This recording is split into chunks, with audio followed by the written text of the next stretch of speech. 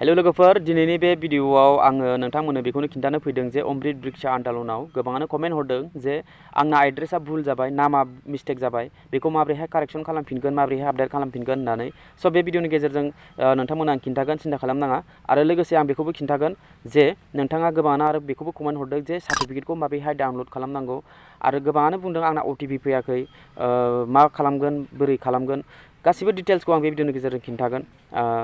आरो last date जिथु नोंथाङा जि मावनांगौ दिनैनि गेजेरावनो मावनानै लानांगोन गाबोन 20 लास्ट डेट होननानै आङो आर्टिकेल मोनसे मोनदों फरायदों स' नोंथांमोना स्क्रिनशटआव नुनो हागोन बे आर्टिकेला माने बेयाव 17 सेप्टेम्बरनिफ्राय लानानै 20 सेप्टेम्बरनि गेजेराव नोंथाङा जि मावनांगौ मावनानै लाखानांगौ नाथाय खोथाया बे नङा लोगोफोर जोंथ' गोबाङानो जोंनि गामि बिथोरनि एरियानि मानसिफोर दङ गोबां माने बोराय बुरि आरो सोरबा मिन्थियै बुजियै सोरनाबा मबाइल गैयै बेफोरबायदि दङ स' बिथांमोननि प्रब्लेमखौ सानोब्ला माने जोबोद माने दुखुनांथाव मानो होनोब्ला बिथांमोना मोनसे आसा दङ जे जोंनि नामा गोजौआव मोनहैथों रेजिस्टार जानानै थाथों जे आं बिफां फुलि गायदों होननानै गोजौआव रेजिस्टार जानानै थाथों फैसा मोनो मोना बे उननि बाथ्रा ओरैबायदि माने दङ माने सानसुमै गोसोफोरनि मानसिफोर दङ राङाथ' मोनखागोन मोननाया खिन्थु बिथांमोना माने गोजौआव रेजिस्टार जानानै थाथों होननानै माने मोनसे नाम नेरसोन गालांनो सानदों बिफां फुलि गायनाया फिसा फेनला खामानि नङा लोगोफोर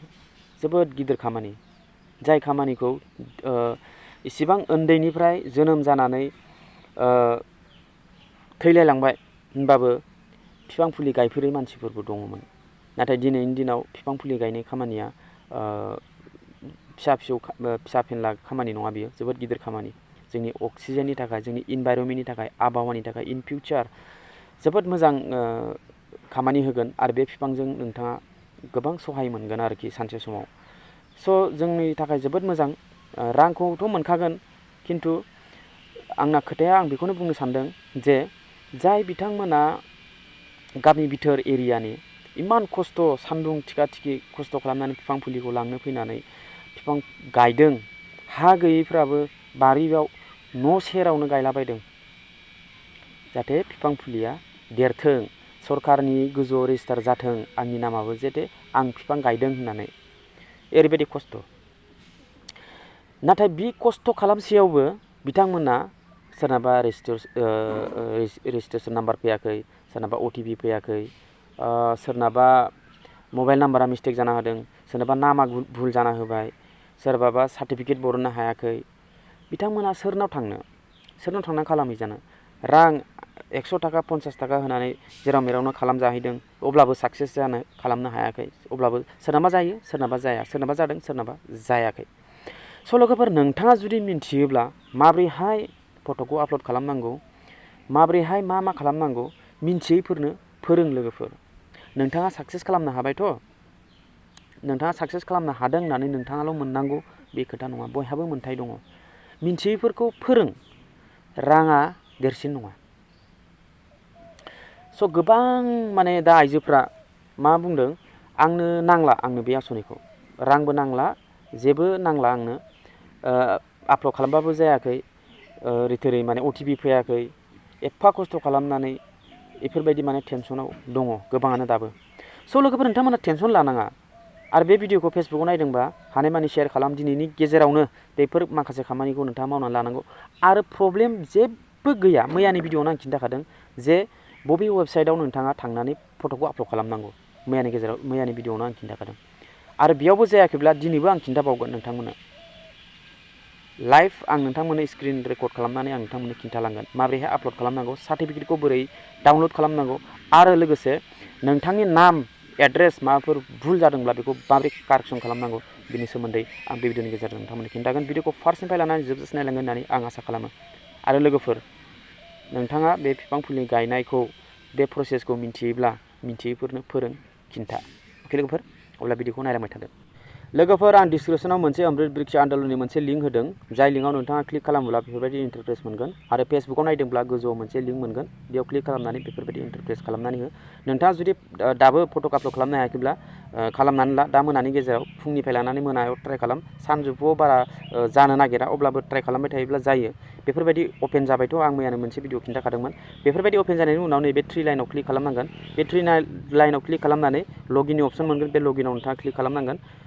बेयाव क्लिक खालामनाय लोगो लोगो नोंथांनाव मबाइल नाम्बार बिगोन जिथु रेजिस्टार जानाय नाम्बार नोंथाङा जि मबाइल नाम्बारजों नोंथाङा बेखौ क्रिएट खालामदोंमोन बे मबाइल नाम्बारखौ बेयाव होनांगोन आं बे मबाइल नाम्बारखौ होनि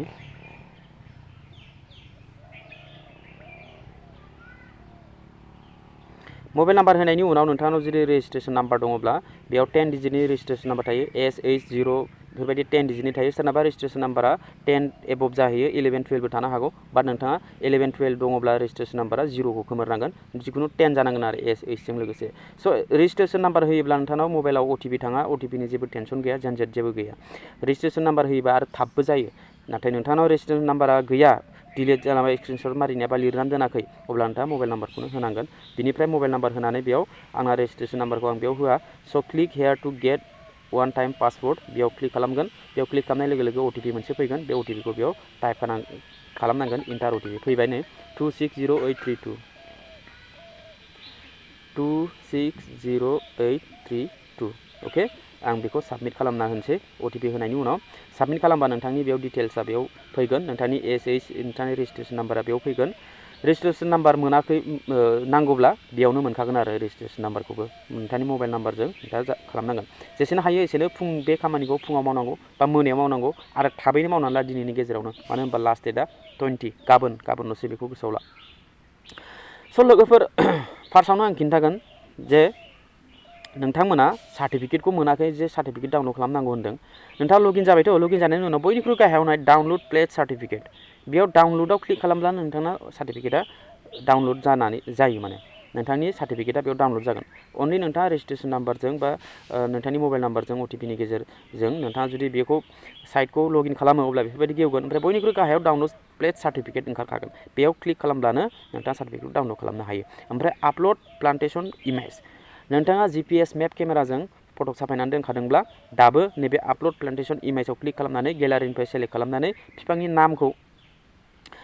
नामखौ होनानै जेरै हमनानै ला आं बेयाव क्लिक खालामथारनोसै आपलड प्लान्टेसन इमेज बेयाव बेयाव दङ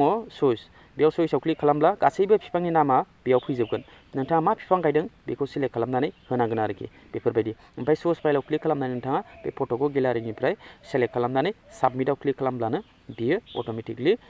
नोंथांनाव ID मोनसे नाम्बार फैगोन बे IDखौ नोंथाङा स्क्रिनशट मारिनानै दोननांगोन आरो साक्सेसफुल नोंथांनि फट'खौ आपलड जाबाय होननानै मोनसे ID फैगोन आरोखि अके लोगोफोर आं बेक थांफिनो स' नोंथांमोना मैयानि भिडिअआवनो आं खिन्थाखादों आरो गोबाङानो खालामखाबाय बे प्रसेसखौ गोबाङानो बयबो खालामनानै लाजोबखाबाय स' दानिया नायदो बेयाव आं लगइन जाबायथ' लगइन जानानै बेयाव आंनि डिटेल्सआ फैबाय ओमफ्राय दानिया नोंथाङा आपडेट रेजिस्ट्रेशन डाटा बेयाव बे रेड कालारनि दङ बेयाव आपडेट रेजिस्ट्रेशन डाटायाव नोंथाङा क्लिक खालामनांगोन बेहाय जाय जेनेबा टटेल इमेज आपलडेड भिउ लिस्टआव क्लिक खालामोब्ला नोंथाङा नायनो हागोन बेयाव टटेल नोंथाङा बेसेबां बे लिस्ट मोनसे फैगोन बेयाव नोंथाङा मा फटक आपलड खालामदों लास्ट नोंथाङा जेनेबा 20 तारिखनि गेजेराव फटक आपलड खालामना होदोंमोन ना GPS केमेराजों दा बे फट'खौ बेयाव नायनो हागोन आरो टाइम लेप्स दङ बेयाव एक्सन दङ नाम दङ ओमफ्राय बेयाव नोंथाङा बे फट'खौबो बिनिफ्राय सेलेक्ट खालामनो हागोन आरो नोंथाङा बेखौ बेक फैफिनदो बेयाव बेक फैदो नोंथांनि फट'खौ बेयाव नायनो हागोन नोंथांनि फट'आ GPS केमेराजों जाखायो नालाय ओमफ्राय बेयाव फैनायनि उनाव नैबेयाव आपडेट रेजिस्ट्रेशन डाटा बेयाव नोंथाङा क्लिक खालामदो बेयाव नोंथांनि नामा बबेबा मिस्टेक जादोंब्ला बबेबा भुल जादोंब्ला बिनिफ्राय कारेक्सन खालामनो हायो बबेबा ग्रुपनि नामाबो जुदि मिस्टेक जायोब्ला बिनिफ्राय कारेक्सन खालामनो हायो स' नोंथाङा self help group ID number ओमफ्राय बेयाव नोंथांनि नाम नोंथांनि मबाइल नाम्बार बेयाव नोंथांनि गार्जेननि नाम एज फिमेल मेल ओमफ्राय बेयाव गासैबो नोंथाङा बिनिफ्रायनो कारेक्सन खालामजोबनो हायो आरोखि जेनेबा एड्रेसा मिस्टेक जायोबा बे एड्रेसाव क्लिक खालामनानै नोंथाङा साबमिट खालामफिननो हायो रिटाइप खालामनानै अके बेफोरबायदिनो नोंथाङा बेयाव गासैबो डिटेल्सखौ बेयाव होनाय जाखादों आरोखि नोंथाङा बेयाव कारेक्सन खालामनानै बयनिफ्राय गाहायाव दङ साबमिटनि अपसन बे साबमिटनि अपसनाव क्लिक खालामोब्लानो नोंथांना मा जागोन बे कारेक्सन जागोन आरोखि बबेबा नामा मिस्टेक जादोंब्ला बेफोरबायदि माने ग्रुप आइडि नाम्बार गैयाब्ला दङब्ला बेफोरबायदि माने आरो मिस्टेक जादोंब्ला बेखौ नोंथाङा बेनिफ्रायनो टाइप खालामफिननानै गाहायाव साबमिटनि अपसन दं बे साबमिटनि अपसनाव नोंथाङा क्लिक खालामनानै होनांगोन अके लोगोफोर अब्ला नोंथाङा मिथिबाय जे माबे कारेक्सन खालामनांगौ सार्टिफिकेटखौ बोरै डाउनलड खालामनांगौ फट'खौ बोरै आपल'ड खालामनांगौ अके बेफोरबायदि खालामनानै नोंथाङा लाखादो दिनैनि गेजेरावनो जाय बिथांमोना खालामनानै लायाखै जाय बिथांमोना रोङाखै अब्ला आं मैयानि भिडिअ'आवबो खिन्थादों नोंथांमोना भिडिअ'खौ जोबजासिम नायलाङा बेनिखायनो आधा आधुरा माने थानानै ओमफ्राय उनाव प्रब्लेम जायो नोंथांमोना भिडिअ'खौ फार्स्ट जोबजासिम नायलां मोजाङै बुजि बिनि उनाव नोंथाङा फल' खालाम अब्लानो नोंथाङा जेबो प्रब्लेम जानाय नङा लोगोफोर नोंथाङा भिडिअ'खौ दसेनि नायनानै स्किप खालामनानै नोंथाङा बेलेग साइडआव थाङो नोंथाङा मोजाङै डिटेलै बुजिया बिनि थाखायनो बेफोरबायदि प्रब्लेमा जानो हागौ आरो बांसिनानो आं बेखौ होनना साननानै लायो आरोखि दाबो जेबो नङा गोबाङानो बेफोरबायदि प्रब्लेमा सल्भ जाजोब्बाय आं नोंथांमोननो बिनि गेजेराव एसेबाबो खिन्थाबाय दानिया नोंथाङा नैबे नाम दंना गोजौआव बे नामाव क्लिक खालामनानै नोंथाङा लग आउट खालामनानै जाय बिथांमोना रोङाखै जाय बिथांमोना आसा दङ जे गोजौआव आंनि नामा मोनहैथों होननानै दा बिथाङा रोङाखै माने टेनसनजों बे सिरि सिरि थाबाय थायो रावनिबो सिगाङाव सोरखौ मा बुंनो रावनिबो हेल्प मोना बेफोरबायदि माने टेनसन जानानै थायो स' बेफोरबायदि दाजाहो जाय रोङाखै बिथांमोनखौ फोरों बेयाव क्लिक खालामबा बेयाव लग आउटनि अपसन मोनगोन लग आउटआव क्लिक खालामनानै बिथांनि रेजिस्ट्रेसन खालामनाय नाम्बार बे गावनो होखागोन अटिपि फैखागोन बे अटिपिनि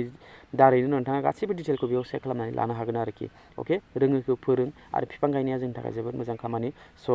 आंनि थाखाय जोबोद मोजां नोंथांमोना माबायदि सानदों फैसानि थाखायल' बिफांखौ गायदों ना बिफांखौ गायबा माबा मोनसे भेलु बेनिफिट मोनगोन बेखौ सानदोंना बेखौ बिनि थाखाय नोंथाङा बिफांखौ गायदों ना मा सिस्टेमै नोंथाङा बिफांखौ गायदों आं मिन्थिया बाट बिफां गायनाया जोंनि थाखाय जोबोद मोजां खामानि स' बे भिडिअआ बेखिनियावनो लोगोफोर माबाफोर आरो डाउट आरो माबाफोर सोंहरनो गोनांबा सोंहरनो हागोन अके अब्ला बेखिनियावनो भिडिअखौ मोजां मोनदोंबा लाइक खालाम चेनेलखौ साबस्क्राइब खालामनानै बेलनि अल नटिफिकेसनखौ अन खालामनानै हो जाहाथे बेफोरबायदि इनफरमेटिभ भिडिअ नोंथांमोना नुबाय थानो मोनो आरो बे भिडिअखौ फेसबुकाव नायदोंब्ला हानायमानिखौ शेयार खालामनानै हो दिनैनि गेजेरावनो बयबो बे खामानिखौ मावनानै लायोब्ला जोबोद मोजां मानो होनबा 20 तारिख लास्ट डेट होननानै बुंनाय जादों स' 20 तारिखनि उनाव एफा खस्थ' खालामनायनि उनाव जुदि जायाब्ला मा जागोन लोगोफोर अके बाय